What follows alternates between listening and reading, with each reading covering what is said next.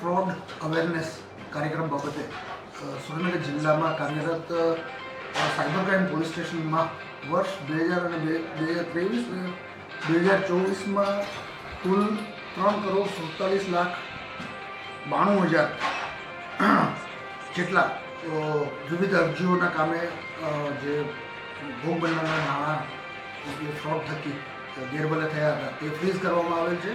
આ પૈકી 74 લાખ જેટલા નાણાં ભોગ બનનાર લોકોને પરત અપાવવા માટે તેને કોર્ટમાં કાર્યવાહી કરવામાં આવેલ છે।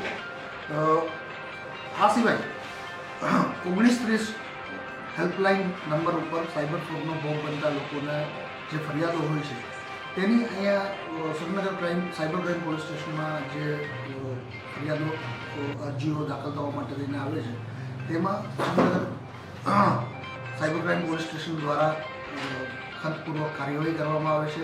તેમજ આ ભોગ બનનાર લોકોના નાણાં પાછા અપાવવા માટે તેને પૂરતા પ્રયાસો કરવામાં આવે છે। જે સાયબર CID ક્રાઇમ ગાંધીનગરના નિરીક્ષણ હેઠળ આ કાર્યવાહી કરવામાં આવી રહેલ છે।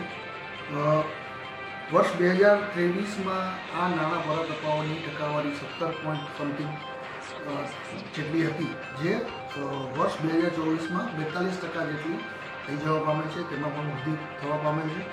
આ સિવાય સાયબર ફ્રોડનો ભોગ બનનાર લોકોના એકાઉન્ટ ફ્રીઝ કરાવવાને બદલે હવે નવી પદ્ધતિ મુજબ ફક્ત જે રકમની ઉચાપત થયેલ છે, જે રકમનું ફ્રોડ થયેલ છે એટલી જ રકમ ફ્રીઝ કરવામાં આવે છે, જેથી જે નાણાં જે લોકોના એકાઉન્ટ બ્લોક થઈ જાય, ફ્રીઝ થઈ જાય છે, એ લોકોને પણ ઘણી બધી સગવડતાઓ કરવામાં આવે છે।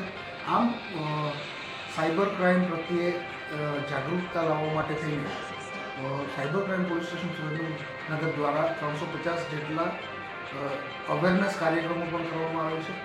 દરેક નાગરિકને, સુરેન્દ્રનગર જિલ્લામાં વસતા દરેક નાગરિકને અપીલ કરું છું, વિનંતી કરું છું કે સાયબર ક્રાઇમનો ભોગ બને તો તુરંત જ 1930 હેલ્પલાઇન ઉપર સંપર્ક કરી આપની ફરિયાદ ત્યાં રજૂ કરવા વિનંતી છે।